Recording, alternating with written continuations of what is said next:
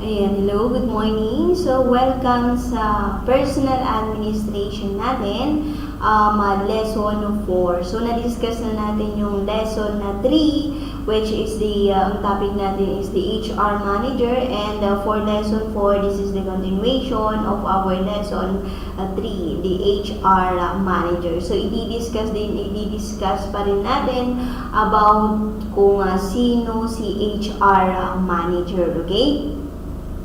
So, if you have any questions regarding the past lessons natin, ayan, mag-message lang kayo sa FB natin or sa messenger natin, okay? So, i-message nyo lang ako kung hindi nyo naintindihan yung requirements and the lesson, okay? So, if you have your modules with you, ayan, pakinabas and please go along with the discussion, okay? So, for our lesson 3, sabi ko nga kanina,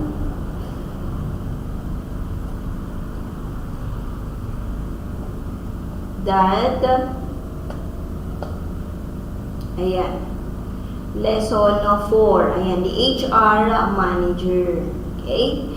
This is the continuation. Sabi ko kanina, this is the continuation of our lesson 3. Okay, at the end of the lesson, you should be able to identify the duties and accountabilities of HR manager. So, ano ba yung mga duties niyan? Ano ba yung mga accountabilities niyan?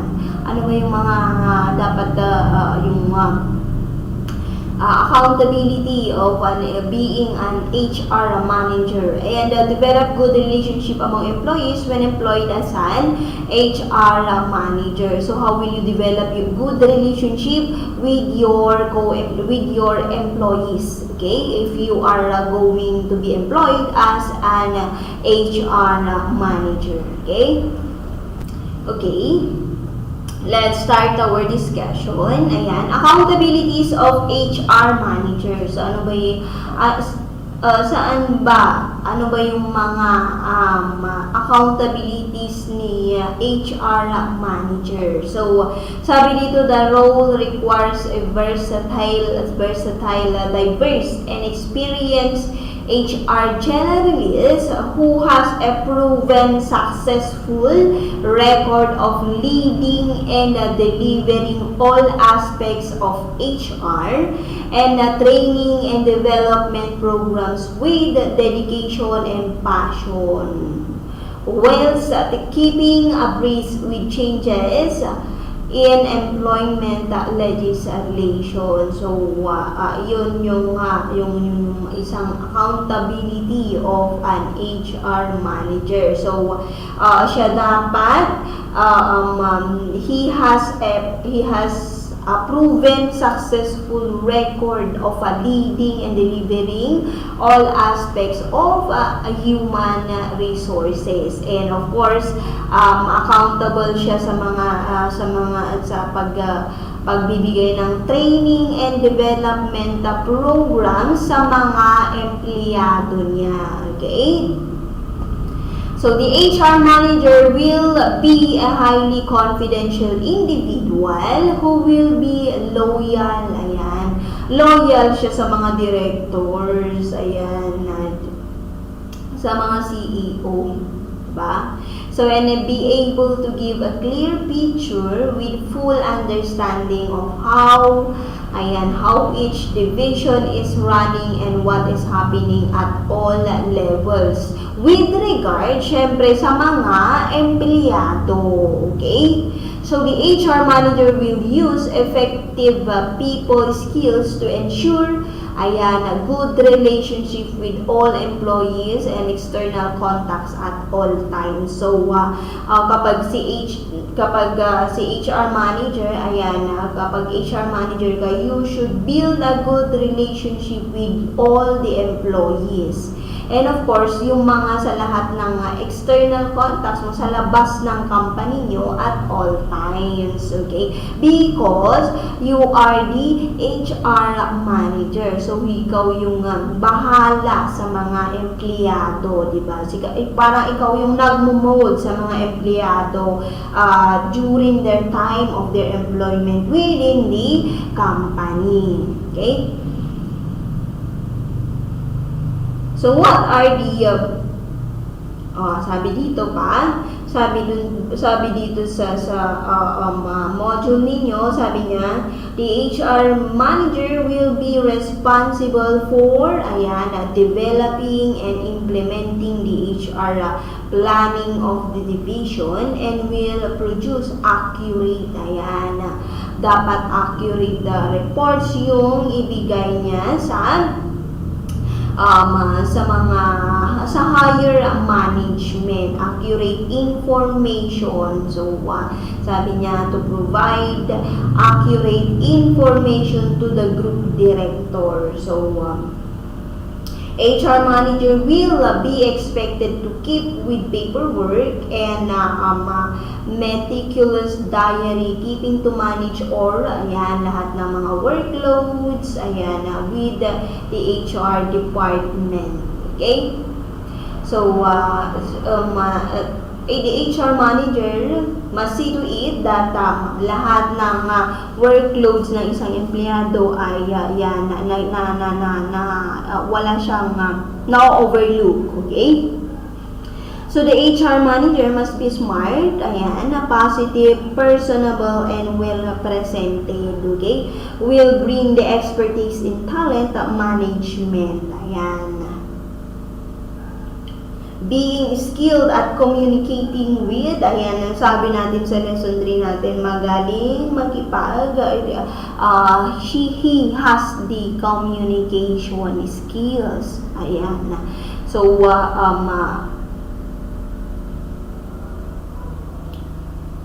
in order to influence din yung mga empleyado niya, yung mga employees, okay? So, that is the accountabilities of the HR manager. So, what are the HR duties naman ng isang manager or human resource manager? So, letter A, develop and implement the HR and people strategies aligned to the business objective. So, i-develop niya yung mga empleyado in order to achieve what is the objectives, business objectives of that company. Okay? Letter B, support and coach the management team on all people leadership matters, so including business change and transformation. So how will it? So kino-coach niya yung management team, or how will they build a team building or a team in that certain organization in order for them to be transformed or kapag magkaroon ng business change. Okay? Partner the management team to project management, organizational and procedural changes within the business area. So, partner the management team within the to project management organizational. And procedural changes within the company. So be responsible for all the HR management and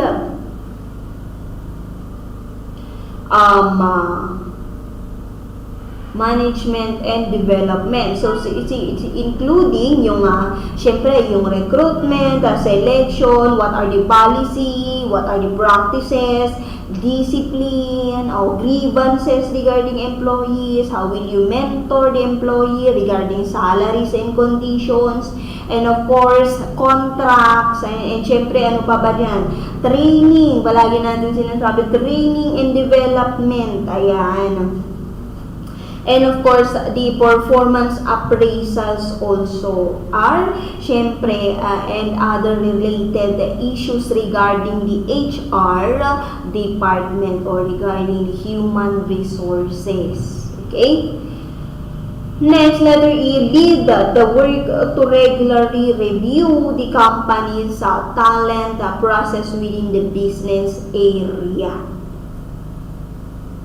Okay, including syempre yung performance, potential management, resource planning, and of course yung succession planning na sinasabi natin. So, letter F, where necessary, work in partnership on projects to aid continuous improvement and implement improvement program. So, sinabi natin na sa last meeting noon na ayan, about sa continuous improvements. Ayan, responsible or duties din ni HR yung kung paano yung continuous improvement regarding the employees.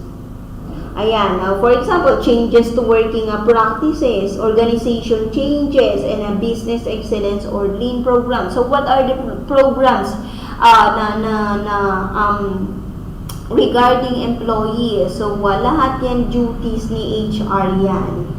Okay? Provide insight and recommendations on HR initiatives. Ayan, initiatives that can be leveraged to strengthen business results. Ayan, example natin dyan, leadership, about development program. So, how will you lead your employees? Diba? How will you create a team in order for them to work as a team to achieve the common goals na sinasabi natin, di ba? And also about working with senior managers to uncover the talent implications, okay? Like, ayan, significant gaps to meet long-term objectives, and create a long-term workforce plan that prioritize people-related initiatives. So, paano ba yung people-related initiatives na yan? So, yun yung mga trabaho ni HR. So, including dyan yung monitor, measure, and report on HR issues. Ayan, ano ba yung mga mostly na issues dyan about sa mga empleyado natin, di ba? Absenteeism, ano ba yung mga issues nila, di ba? So, sabi nga natin in mentoring yung isang responsibility ni HR in order for them syempre para malaman kung bakit nagaganito yung isang empleyado, bakit palagi siyang nag-absent, bakit palagi siyang na-delay, diba? Siguro may problema. So, i-coach mo siya, i-mentor mo siya, i-advise mo siya, diba? So, paano ba yung monitoring mo? Ayan, monitor opportunities and development plans. Ayan, palagi natin sinasabi yung development plans about sa mga empleyado and achievements within agreed formats. And ayan, yung mga time scales natin. So, dapat sabihin mo sa mga empleyado mo, dapat nagawa na natin to. So, may time scale tayo. May agreed format tayo and time scale. Ayan, gaya ng ginagawa namin dito sa school, diba? May mga time frame tayo in order for us na masunod lahat or magawa lahat ng task para sa mga estudyante. Okay? And keep up the date with HR legislation by searching and, sabi niya dito, attending necessary events before providing a suitable interpretation to directors and managers. Okay? Update company server with timely relevant forms policy. So, i-update mo yan. Ano ba yung mga policies regarding employment law, procedures to ensure, ayan, yung accessibility for employees at all times. Okay? You update the server. Okay? To facilitate as a mediator when required to try and resolve employee grievances. Ayan, mga problema sa mga empleyado, di ba? Mag-mediate ka, facilitate, mediate.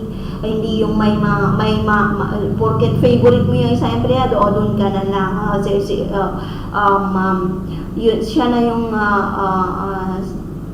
parang ginakampihan mo. So, hindi yun pwede. You should be a mediator within and try to resolve what the employee's problem. Okay? to manage the long service rewards and ensures employees are notified of qualifying rewards in a timely and accurate manner. Okay? And of course, lastly, to deliver and report on the annual employee engagement. Okay? So, syempre, may, di ba, sa atin kasi, sa school natin, di ba, may evaluation tayo. So, ano ba yung feedback regarding data, regarding this instructor, di ba, employees, evaluation na kinakandak natin every end of the sem. So, pwede naman dito, ayan, sabi niya dito, annual employee engagement survey, ayan, from employees collated, interpreted correctly to help improve, ayan, employee engagement. So, pwede siyang annual, pero dito kasi ginagawa natin na at the end of the sem. Ayan, nag-i-evaluate tayo ng performance of the instructor in order para magkaroon ng feedback, and that feedback may ibigay sa concerned instructor, and in order for him or her to improve his performance regarding school matters, okay? Regarding the delivery, of course, yung lesson siguro, or yung how to approach that, how to yung ma-develop ay ma-improve mo yung kung paano mo i-approach yung mga estudyante siguro, yon. Kung ano man yung mga feedback na yon, kailangan sabihin mismo sa mga instructors or sa employee na yun, ay ganito yung feedback sa'yo. So, ganito dapat yung gawin mo. So, yun yung dapat nating, yun yung silbi ng performance evaluation para magkaroon ng feedback in order for them para ma-actionan mo yung feedback na yan. Now, let's go to the recruitment duties. So, paano ba nagre-recruit yung yung HR manager natin? Okay, ano ba yung mga guidelines niya?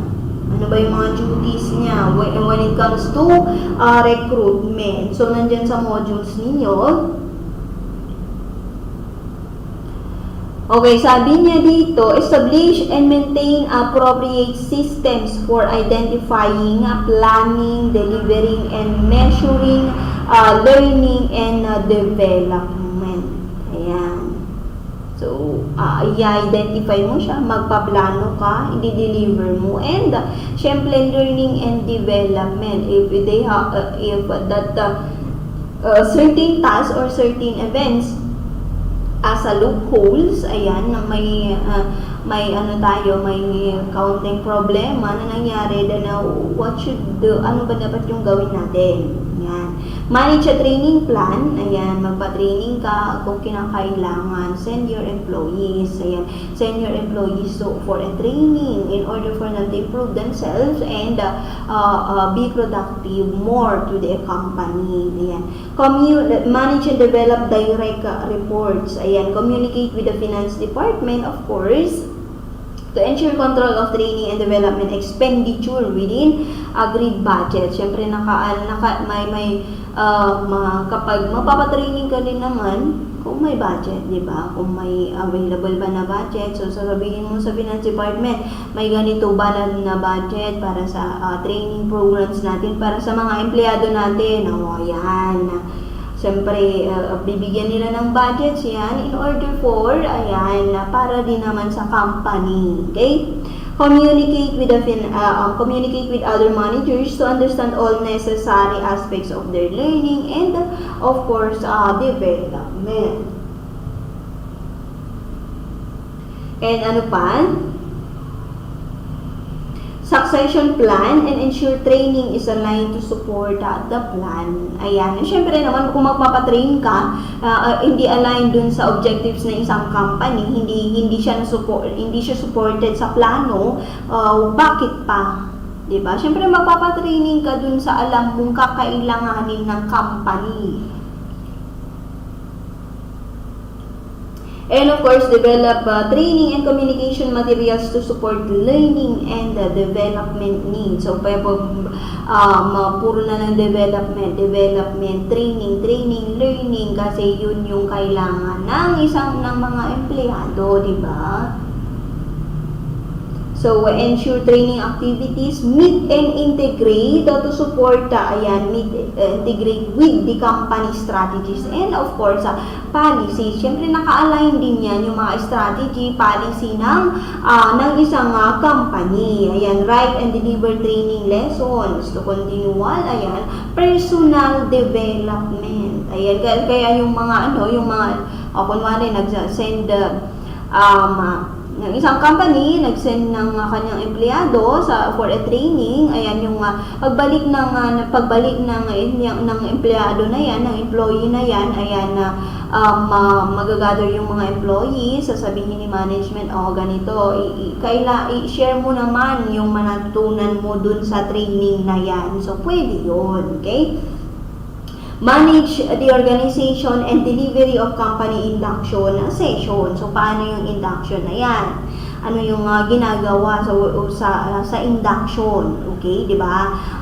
Kapag bagong hire, so ganito, i-induct muna siya. So, these are the employees. So, ganito yan. Ano ba yung gagawin mo? So, including writing and delivering the presentations, of course. Ayan, develop an academy approach to the design of a behavioral competency framework. Ayan, so yan yung mga recruitment duties ni HR manager. So, alam na natin, na-discuss na natin kung sino si HR manager, ano ba yung sakop ng kanyang trabaho, ano ba yung mga responsibility niya, duties niya, sino ba siya. So, nakilala na natin si HR manager sa lesson 3 and lesson 4. Ayan. Lesson 5, we will discuss that next meeting. Okay, this is the end of our topic and let's go to your requirements. So, what are your requirements? So, your requirements for lesson 4, ayan, activity 1, let's assume you are applying for a position. Ayan, mag-a-apply ka ng position ng HR manager of the Coca-Cola Company. So, answer the following guided interview questions for your application. So, ito, 1 to 5. Okay? So, sabi dito, what personal characteristics makes you a good HR manager? So, ano ba yung personal characteristics niya? So, na-discuss natin yan. Ayan, pwede mo siyang i-improve as you are. Ayan, bilang ikaw. Okay? What have your hiring strategy? So, paano ka ba mag-hire kung ikaw yung isang HR manager? How do you find talented people for the company? Paano ka ba makahanap ng mga talented people for the Coca-Cola Company?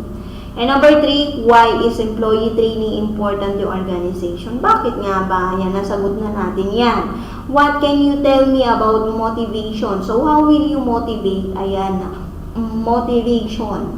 Ano ba yung importante ng motivation? Okay? How do you collaborate with other company departments in your role as an HR manager and why? So, paano ka ba collaborate or have a good a relationship, diba, with other company departments as your role, of course, as an HR manager. Okay? So that is are the question 1 to 5 for activity 1. And for your activity 2, ayan, write true if the statement is correct and false if the statement is incorrect. Okay? So 1 to 10 yan. True or false. Okay? So, these are your activities. Activity 1 and 2. And kung hindi pa kayo naka-enroll sa Google Classroom natin, meron na tayong code, class code. Ayan, naka-post na dun lahat ng mga ng module ninyo, ng video supplement, ayan, and your requirements nakapost na doon lahat. So ito na yung Google Classroom na yung gagamitin natin. Of course, may ano pa rin naman tayo, may GC pa rin naman tayo sa Messenger. I-approach nyo lang ako or i-PM nyo ko if you have any problem regarding your lessons and of course, yung sa requirements ninyo. Okay? Okay, that's all. And keep safe and God bless. Ayan.